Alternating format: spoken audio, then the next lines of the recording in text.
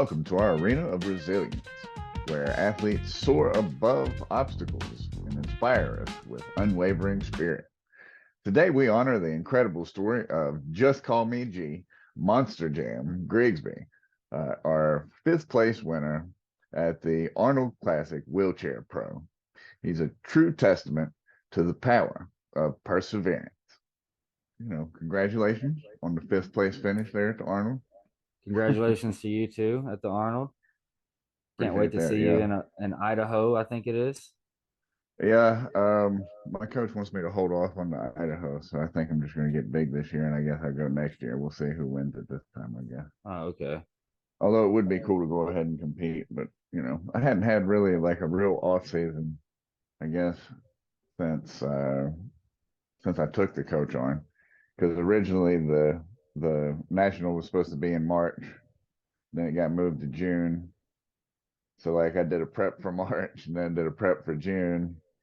And then there was only 8 months in between then and the Arnold. So then like a 12-week prep seems like it would probably be a little difficult right now, to do, to stay in prep again when really we could take like a real off season, put on some real size, and then come back either at the Arnold next year or depending on what they're doing at the Arnold next year or the national in Idaho. So, or the national Okay. wherever it'll be in Yeah. 2025. So we'll see what happens. Yeah, that's what I'm doing too. I'm pretty much just taking off until 2025. Um, Harold tried to told me I should compete and go to the Olympia, but I don't know. I just running the preps back to back like that, and I'm Mhm. still I want to put on some size. It kind of makes it like impossible. Right, So, right. And then like if you look at the wheelchair setup, the way the wheelchair competitors would get to the Olympia, you only have a few contests that you can win yeah. to get there. Win is automatically qualified. So there's what, five pro shows, I think. You have Toronto, Dallas, the Arnold, the Arnold Classic, um, the Arnold Classic Brazil, and then the Arnold Classic UK. And that's your only Yeah. five chances. And then so if I forget, I think there's like 40 wheelchair pros right now, something like that worldwide. Uh-huh. So that means that that's only the opportunity for five. So anybody else has to compete for points just to get on the stage, which Yeah, would it's put you a prep like every 12 to 16 weeks, for like a year, like if you didn't win a contest. So you'd be in, yeah. you'd shoot one contest and then say, like, because in between the Arnold and the Dallas Pro, I think it's 14 weeks. So you Yeah, have it's not 14 long. weeks. And then, like, if you were going to hit the Toronto Pro, it's either a week before then or it's a week after. So that would Yeah. be pretty easy. And then, like, but if you still didn't make the Olympia stage, you'd have to go hit the Brazil show, which is like another week or so, a week or two after the Dallas show. Yeah, exactly. And this is And like bam, bam, bam. right, right. And It's then if you and do like make the it, then you UK is gotta only 2 weeks away. It's the UK is next weekend, so that's only 2 weeks out from the Arnold Classic. uh-huh. That'd be a lot of competing. That's all. Yeah, it's a lot of prep too. Yeah, It's a lot on yeah, your system. yeah. No doubt, no doubt. So, I was just looking at that, and then like if I was really going to take it on serious, it'd be probably 2025 to make the appearance at the Arnold in 2026, and hopefully show well enough there that I could go straight to the Olympia, maybe like a top two, top three finish, and then hopefully qualify for the Olympia out of that, get good points or what have you. Maybe only have to Yeah. compete one other time. So, but yeah, we'll see. Yeah. Like, a year is a lot of time to put on some size. So we'll see. Year and a Yeah, half it's or so. like the next summer is what, like 14 months away or so. So, I Right. mean, yeah, it's definitely a good length of time to put on some size. That's how I'm viewing it at least, because I Right. just know that I just don't have the mass that I want yet.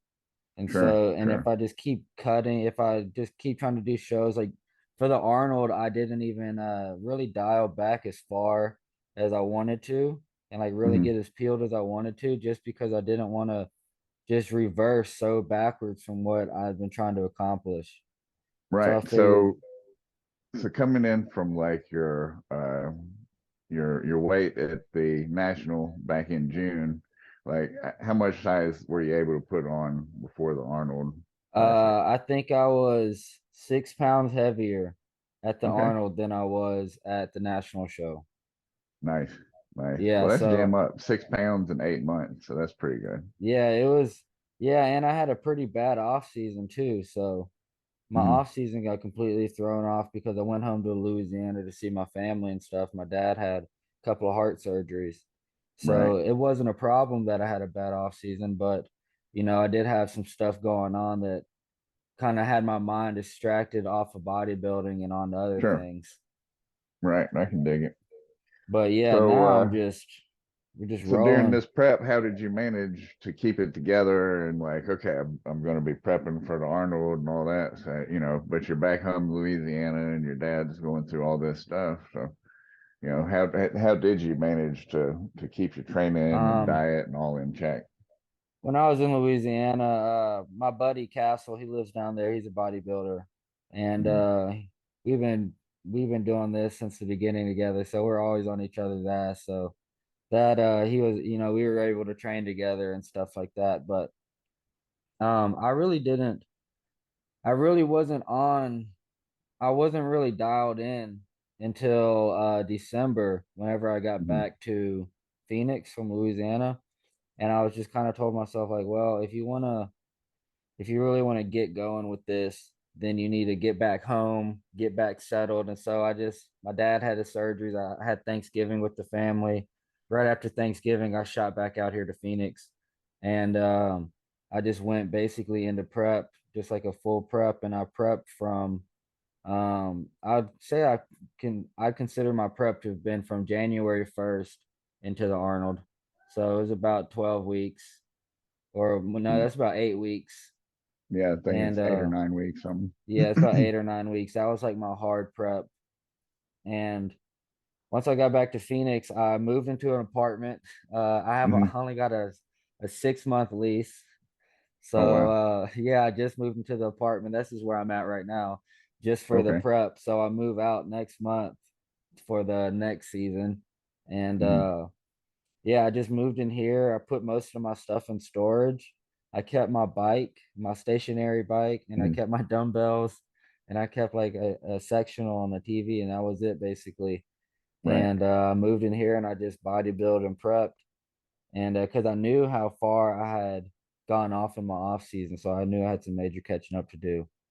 And Okay. I wanted to be on stage 8 pounds heavier than I was last time. I wanted to be on stage at like 140 or so, 139. I was on stage at 130 the first time. Hmm. And I figured, but I was 5 or 6 pounds heavier, so I was fine with that. Nice. Nice. So we're putting on some size this upcoming year. So what did you do? Move into the place just for prep? You're like, all right, I need to Just get my head straight. I'm gonna, just get this little place and exactly, just having my head straight, like not having too much going on. I like to work on cars a lot. And mhm. so I told myself, I was like, I'm not going to work on any cars. I'm not going to, which I did work on one of the Mercedes. I'm building a Mercedes, but I did do a little bit on that, but I'm not done with it. So I didn't do too much work. But I just put everything to the side and put what I wanted straight ahead of me because bodybuilding is what I want. That's my Mhm. ultimate goal. Um, right now at least, I'm trying to put on lots of mass, so I knew what I wanted to do and where I wanted to go. And so I Right. just made sure to put myself in an environment that was going to be the most conducive for it, you know? Right. It's almost like a Rocky story, how he isolated to train and stuff. Yeah, exactly. That's what I try to do. Dude, I get so damn distracted. Right. I'm like, there's just so much going on. And so I just try to stay focused on what I'm going for. And the best way for me to do that was just to come dial in at this apartment and just really sink my teeth into it. I guess that's the best way I could put it. Right. Right. So what would have been distracting you before getting this place? The cars, working on all the cars and all the Yeah. vehicles and stuff. Yeah, because usually if I'm at a house, I'll have a garage. And then next thing you Okay. know, it's like 3 a.m. I'm still in the garage working on the cars. I'm not sleeping right. I'm not training right. I'm not eating right because I'm not waking up Right. early enough to eat and all that stuff. So with this show, I really just wanted to, and I'm not like I'm still a rookie in bodybuilding, Mhm. so I'm still learning a whole lot with this. So I wanted to get myself in a position to where I had the least distractions and I was able to learn the most about like myself, really, like how I work, how I function, and how I'm reacting to things. Mhm. Um, like in my free time and stuff. And I've always had roommates, and I don't have any roommates anymore. So I just really kind of wanted to isolate and figure out some things about myself on how I was gonna work with this. And I think I got a Mhm. whole lot figured out with like how I think I'm gonna run this in the future with like my eating Nice. schedule and everything like that. Because shit, I didn't even know how to eat at first. Right. I've always Right. been working out, but eating as a bodybuilder and eating as someone who just works out is way different. Sure. Sure. That's right. So, how'd you get, on the right path there? Like, what'd you end up doing I to got a to get coach. your eating and stuff? Okay. So, and who's your coach? Yeah, her name's Chelsea. She is a Shameless one. plug. It's your chance. Yeah, Get a her free name's month. Chelsea Warsher. Uh, Pravada Saint Germain on Instagram, and Mm, I think it's Pravada Saint Germain 22 IFBB okay. Pro maybe on Instagram. But yeah, man, she's awesome. She's taught me a lot. And we used to go to the same gym together. She's moved back up to Oregon recently, but Okay. yeah, but we're still rocking strong together. And she's taught me a whole lot about my diet. I've learned a lot about myself working with her too, because I've learned Mhm. all of like kind of like my bad habits and stuff like that working with her. And she definitely calls me out on bullshit. So I mean, but she's Right on. awesome. She's a nice girl. We have a friendship. She's not just like a coach. We have like a friendship past like the coaching. Like we know each other. So I know Right a on. lot of people that have online coaches that they've never met before. I actually know my Right. online coach. Okay. Nice. Nice. So, like, a lot of guys are using, like bodybuilding men. Why'd you decide to go the opposite way there? Say that again. I've had a lot of guys use like a bodybuilding man as a coach, right? Somebody who's doing Oh the men's yeah. bodybuilding. So you're sort of like polar opposite there. You went with the female bodybuilding coach. So I'm just Yeah, curious see, there. I was tied between hiring a female or a male coach. Hmm. My buddy Castle, he has a female coach. And Hmm. I was talking to him about it. I was like, yo, what do you think about it? Like, do you think that it's a good idea or anything? And he was like, honestly, man, he was like, it doesn't matter if they know what they're doing, they know what they're doing. And my coach, she's one of the Olympian girls in female bodybuilding. So I mean, she definitely knows what she's doing when it comes to bodybuilding. And Right. she looks fantastic. She's jacked, she's shredded, she's peeled. She Nice. knows her shit too. So Yeah, that's the kind of coach you want to have, somebody who knows what's going on. It doesn't matter either way. I was just curious, like, because some guys would be like, I would never have a woman coach me yeah, or I know whatever. some guys They would that be can pretty never pretty have tough a on it. I know some guys that can never probably have a female coach. I don't know if it's because like they wouldn't trust them as much, if they think that they wouldn't understand their anatomy as much. I don't really know what it is. I was hesitant on it at first just because of um all the things that come alongside bodybuilding, Mhm. like past the food, like supplement wise. Men usually run a lot more supplements along with their food than women do. So that was one thing I was worried about. But um we're learning together a lot of things, and we're learning new ways to do things that are better for my body and more beneficial in the long run, that'll be more sustainable. So that's Right. been cool. Yeah, well, clearly it's working, right? So, Yeah, it's working. um, I've been growing slowly. yeah, right. Slowly So, but so look, surely, for man, sure I've been growing correctly. So this place, it's your first pro show, and it's on the Arnold Classic stage, right? Yeah. Um, what do you think sets you apart this year and earned you like fifth place? Because there was what was it, 7 competitors this year? I don't know, man. Honestly, um, I really don't know to tell you. I was going there for a certain placement and I did better than what I expected to do. Hmm. So So what were you expecting? I was expecting to get sixth. I was going Okay. for sixth. I got fifth, so I was happy about that. Nice, And I nice. Now, did was better than was I there a cash expected. prize with the fifth too? Does it go like, does it award a cash prize up to fifth, or where does the cash prize stop? I think they just gave a cash prize to first and maybe second. I Okay. don't know if third got a cash prize.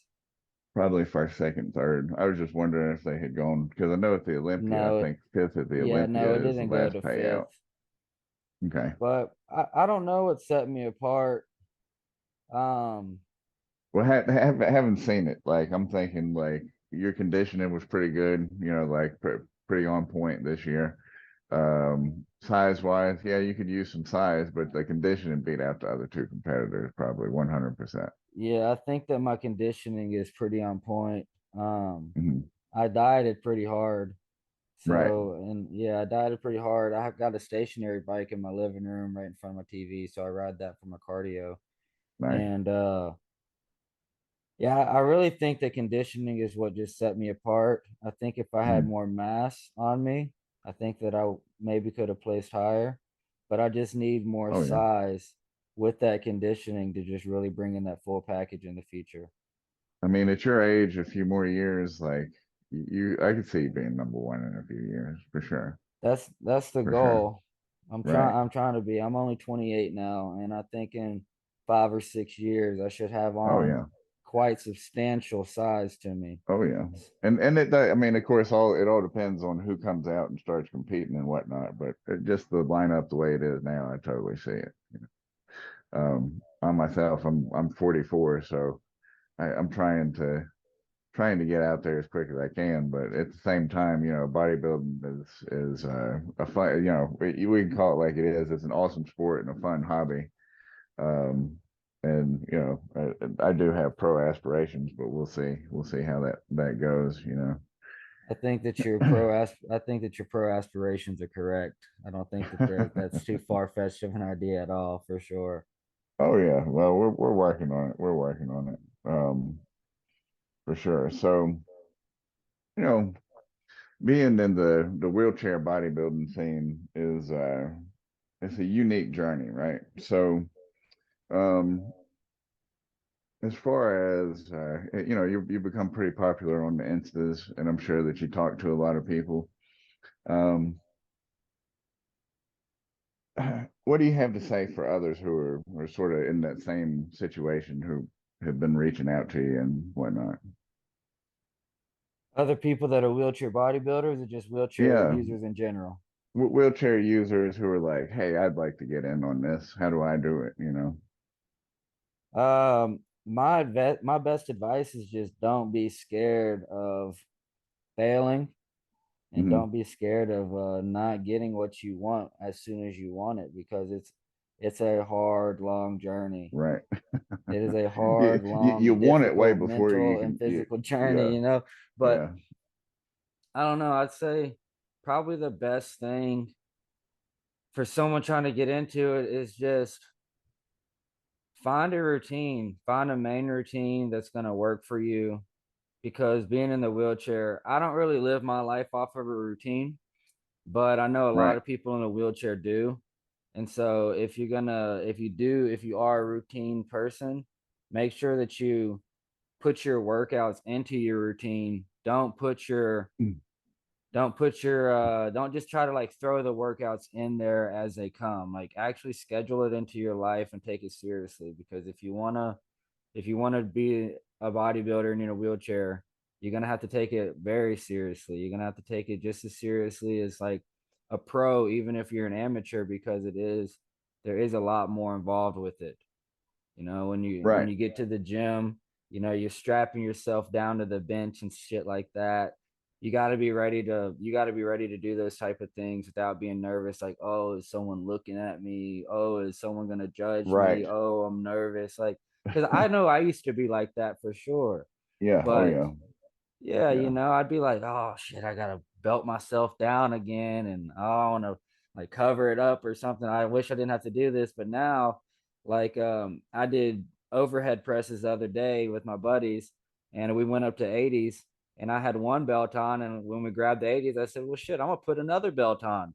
I put a belt Right. around my waist, and then I put a belt around my midsection to keep my back from arching, and like you just got to be prepared for you got to be prepared to do those type of things and handle those type of situations if you want to get into Right. bodybuilding, because you Right. got to Like lift big to get big. my my workout partner is my 22-year-old son. You met him at last year's Yeah, national. Um, I had to pretend like it didn't bother me at all when people would look at me going into the gym, because like he was in his head, he's like people were looking at me, and I'm like, yeah, son, I'm in a wheelchair. I'm a freak in a wheelchair. Just look at yeah, this. people gonna Everybody look. looks at me. Like Yeah, people look and then they pretend not to look, and I'm just like, hey, how's it going? exactly, that's Um, how it goes. yeah, so it's kind of fun being in the public eye that way. At the same time, you're always an inspiration, you know, Always a always an motivation. inspiration. That's right. Like if you're in here and you can do it, then I have no excuses. I'm like, good on you, buddy. Yeah, good for you. I'm glad I see the way you look at me. That's right. That's right. So I kind of got over the whole like I don't want to be an inspiration and kind of like being all uh down about it, like I'm just an athlete. I'm just like anybody else. But truth is it is a little different and it is inspiring because I think that your average able-bodied person, first they've never even seen the struggle, Yeah, number one, and then when they encounter it and uh are able to meet the person who's like, wow, you're really doing it. And, here I've been a bum for ever how long, wishing that I was in the gym, but just look at you, like you must live in the gym, etc. Um, being able to be an inspiration for anybody is sort of like, I guess that it's an honor, really. And it's even more so that you can do it from um, having to use a wheelchair for mobility.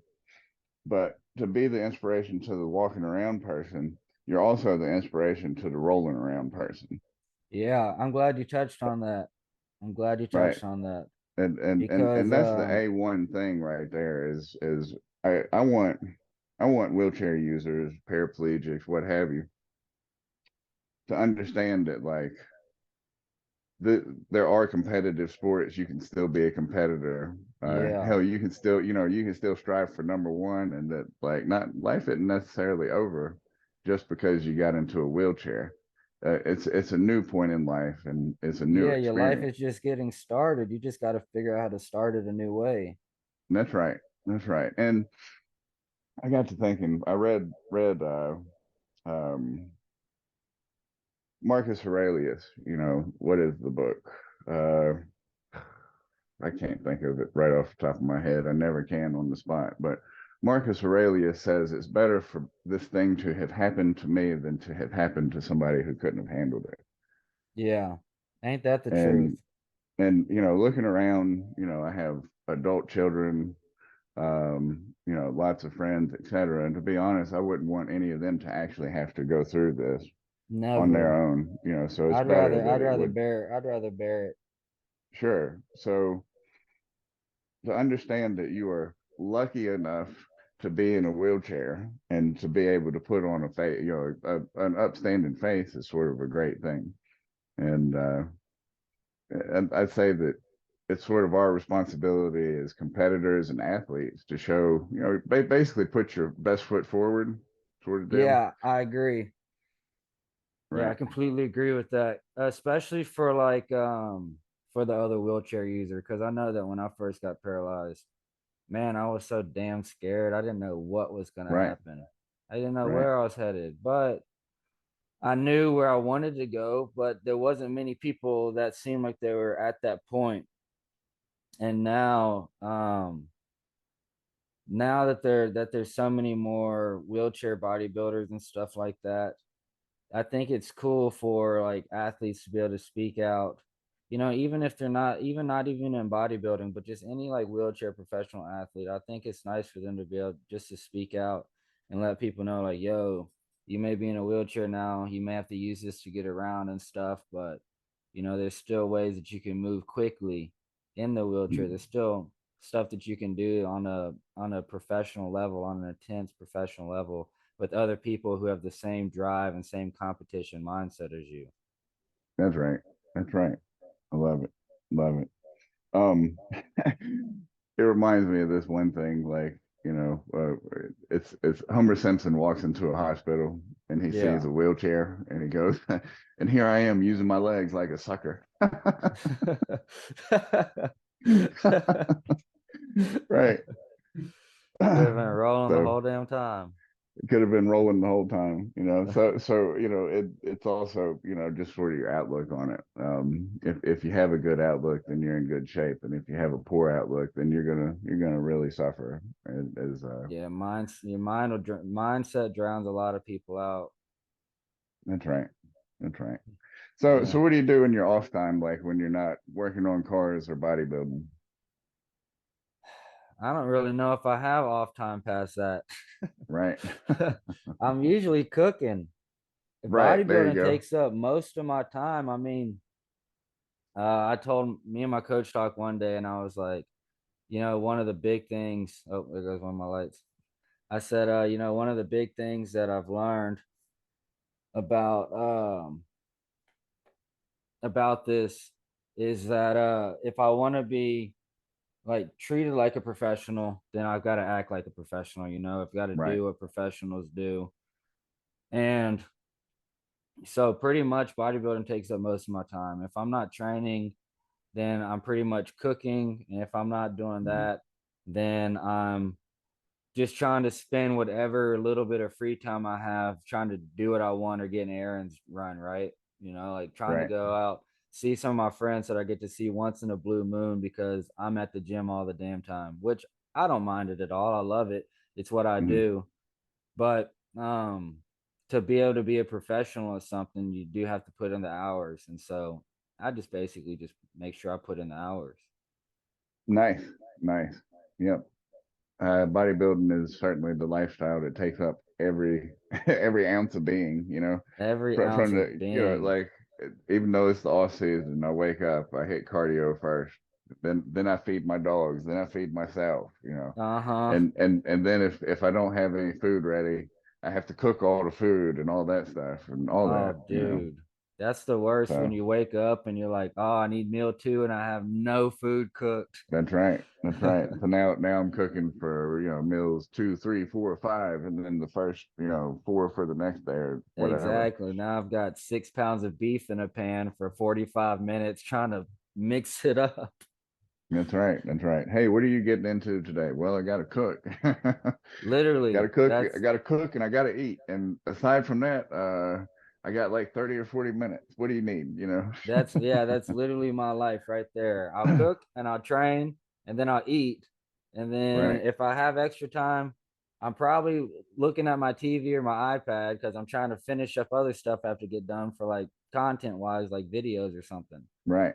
Right. So I'm kind of pressed up against the wall here. I've got to get my eating in and hit the gym. It's International Chest Day. I hear is Monday, or at least it looks Oh, like I it, because heard that. that's Yeah. what everybody seems to work on Monday.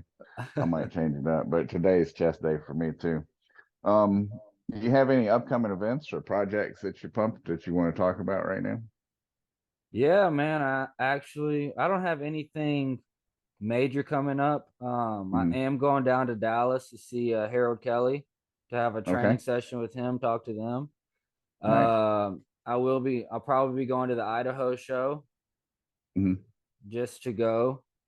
Right. And I'll also be at the Dallas show just to go, just to support and everything. But yeah, I won't be competing in the Dallas show. I don't plan, like I said, I plan on taking off until 2025.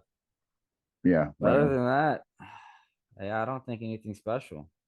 Nice, nice. Well, you have a new YouTube channel, right? I do What have a is new that? YouTube channel. It is IFBB_G. That's it, Okay. just the letter G. All right. So IFBB underscore look me G. up on there. And Instagram, I'm IFBB_monster_jam. Right. So So how'd you come by Monster Jam, by the way? I used to go by the bull, and Uh-huh. because I was always kind of like a bull in a china shop when Okay. I was younger. And then I changed it to Monster Jam. I don't really know where I even came up with it. I got a big lifted truck.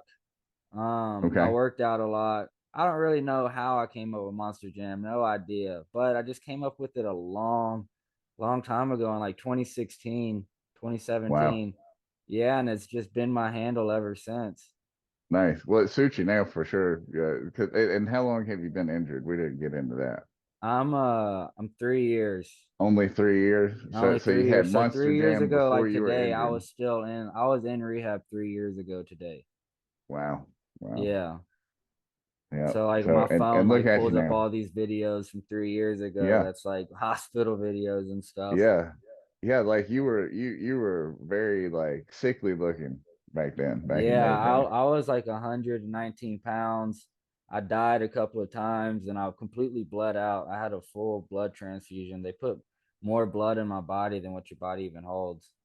Like they Wow. put 1.86 gallons of blood in me. I think your body holds like 1.62 gallons. Wow. Yeah, they put a whole Wow. lot of blood in my ass. Yeah, you made it through and you're I here made now. it So through. this is a perfect story of like, losing one ability and then picking up new abilities. Yeah, for sure. Yeah, I used to just be like a gym bro before that like worked out a lot. I was pretty Mhm. strong. I had a good physique, but I wasn't like a bodybuilder big. And now Right. that I'm in the wheelchair, I've like focused my priorities on things that I've wanted. I've always wanted to do, always wanted to compete and stuff, but I just Mhm. never did it. And now Right. my priorities are a lot more aligned about like where I'm trying to put myself. That's right. One thing about getting injured that I learned myself was that life's too short to not do what you want to do. Yeah, For sure. way too For short to sure. not do and become who you want to be. That's If right. you That's if right. you want to be it, you can be it. It ain't hard. You just got to do it. That's right. That's right. Well, G, I appreciate you talking with me today, man. Hell yeah, man. We'll And talk again soon. absolutely, absolutely. I look forward to seeing you working out with Harold down there. Yeah, I'm Hey, excited. There'll be some yeah, good stuff going on down there. I'm gonna spend a right. weekend down there in Dallas. All right then. Well, we'll holler at you. I appreciate All you right, talking with brother. me. You have a good afternoon, man. Take it All easy. right, man. Have a good training session. Get that food in. That's right. We'll see you next time. All right, man. I'll holler at you. Yep. Bye now. Bye.